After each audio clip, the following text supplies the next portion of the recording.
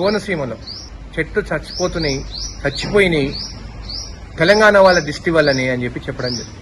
ఇంకా అది కూడా కాకుండా కోనసీమ వల్లనే తెలంగాణ వచ్చింది, డివైడ్ అయింది అని చెప్పి కూడా చెప్పడం జరిగింది.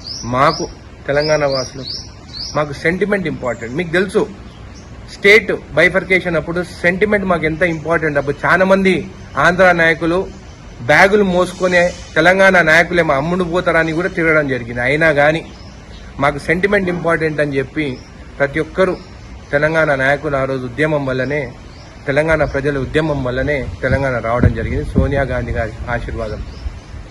నేను మొన్న చెప్పడం జరిగింది క్షమాపణ చెప్పాలని చెప్పి, కానీ ఈ రోజు వరకు అసలు స్పందించడం కూడా లేదు పవన్ కళ్యాణ్ గారు.